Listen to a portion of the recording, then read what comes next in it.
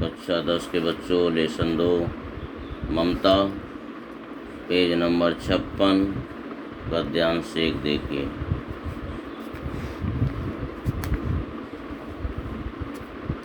रोहितास दुर्ग के प्रकोष्ठ में बैठी हुई युवती ममता सोन के तीक्ष्ण गंभीर प्रवाह को देख रही है। ममता विधवा थी, उसका यौवन सोन के समान ही उमड़ रहा था। मन में वेदना, मस्तक में आंधी, आँखों में पानी की बरसात लिए वह सुख के कंटक शयन में विकल थी। वह रोहतास दुर्गपति के मंत्री चूड़ामणि की अकेली दुहिता थी। फिर भी उसके लिए कुछ अभाव होना असंभव था, परंतु वह विधवा थी। हिंदू विधवा संसार में सबसे तुच्छ निराश्रय प्राणी है। तब उसकी विडंबना का कहाँ अंत था। शब्दार्थ: प्रकोष्ठ महल के मुख्य द्वार के पास का कमरा। तीक्ष्ण तीव्र तेज, सोन सोन नदी, वेदना पीड़ा, कंटक शयन, कांटों की सैया, विकल दुखी दुहिता, पुत्री, तुच्छ महत्वहीन घटिया, निराश्रय बेसहारा, विडंबना, उपहास या मजाक। व्याख्या देखिए बच्चों। जयशंकर प्रसाद जी कहते हैं कि रोहितास दुर्ग यानी राजप्रसाद, प्रासाद माने होता है महल, राजा का महल। राजप्रासाद के मुख्य द्वार के पास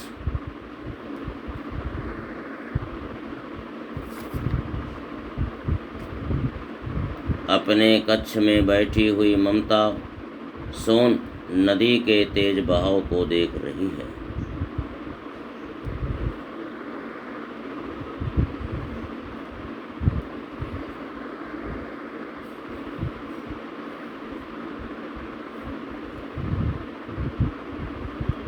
लेखक ममता के यौवन और सोन नदी के प्रबल वेग से प्रवाहित होने की तुलना करते हुए कहते हैं कि जिस प्रकार सोन नदी अपने तेज बहाव से उफनती हुई बह रही है, उसी प्रकार ममता का यौवन भी पूर्ण रूप से अपने उफान पर है। ममता रोहतास दुर्गपति के मंत्री की इकलौती पुत्री है, जो कि बाल विधवा है। रोहितास दुर्गपति के मंत्री की पुत्री होने के कारण ममता सभी प्रकार के भौतिक सुख साधनों से संपन्न है, परंतु वह विधवा जीवन के कटु सत्य को अभिशाप रूप में झेलने के लिए मजबूर है। उसके मन मस्तिष्क में दुख रूपी आंधी तथा आंखों से आंसू बह रहे हैं। उसका मन भिन्न भिन्न प्रकार के विचारों और भावों की आंधी से भरा हुआ है।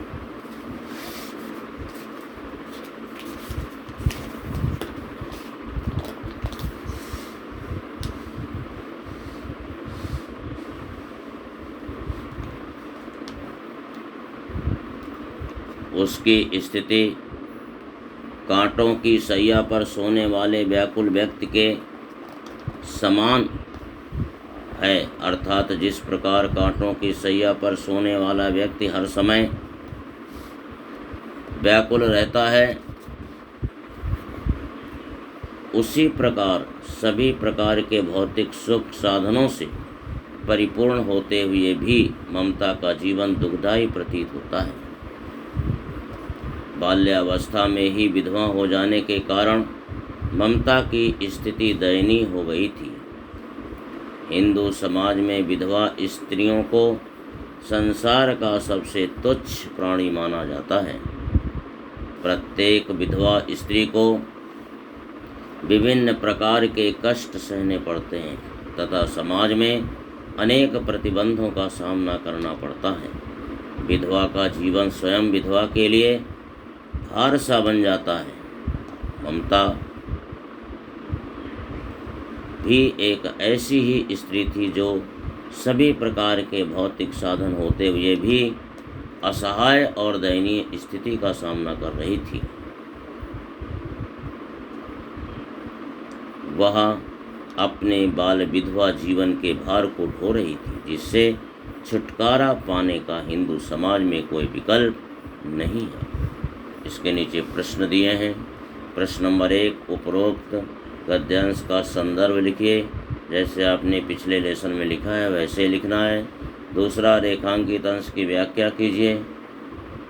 जो अभी हमने आपको रेखांकित पंक्तियाँ पढ़ी हैं, व्याख्या की, वही गद्य की रेखांकित पंक्तियों की व्याख्या होगी, बाकी सब नहीं होगा। तीसरा है, ममता किसकी पुत्री थी। चौथा, उपरोक्त गद्यांश में ममता अपने कक्ष में बैठकर क्या देख रही थी। पांचवा प्रश्न है, उपरोक्त गद्यांश में हिंदू विधवा की स्थिति कैसी बताई है। और छठवां प्रश्न है, गद्यांश के माध्यम से ममता की मना स्थिति की व्याख्या कीजिए। तो इन 6 प्रश्नों का उत्तर में से 2 आपको मालूम हो गए।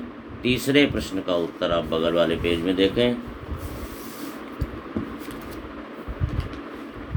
पहला उत्तर हो गया, दूसरा हो गया, तीसरा उत्तर आप देखिए। तीसरा प्रश्न था, ममता किसकी पुत्री थी, तो उसका उत्तर देखिए। ममता रोहितास दुर्गपति के मंत्री चूड़ामणि की पुत्री थी और वह बचपन में ही विधवा हो गई थी। चौथा प्रश्न था, उपरोक्त गद्यांश में ममता अपने कक्ष में बैठ के क्या देख रही थी। इसका उत्तर देखिए। उपरोक्त गद्यांश में ममता अपने कक्ष में बैठकर उफनती हुई सोन नदी के तीव्र बहाव को देख रही थी। पांचवा प्रश्न था कि उपरोक्त गद्यांश में हिंदू विधवा की स्थिति कैसी बताई है।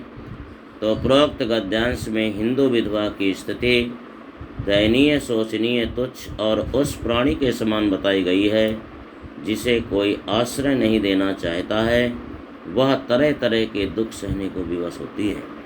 और अंतिम प्रश्न था, गद्यांश के माध्यम से ममता की मना स्थिति की व्याख्या कीजिए। इसका उत्तर है कि ममता के मन में वेदना, मस्तक में आंधी तथा आँखों से पानी की बरसात हो रही थी। उसका मन भिन्न भिन्न प्रकार के विचारों और भावों की आंधी से भरा हुआ था। आज इतना ही बच्चों। इसका अगला पैराग्राफ आपको कल पढ़ाएंगे।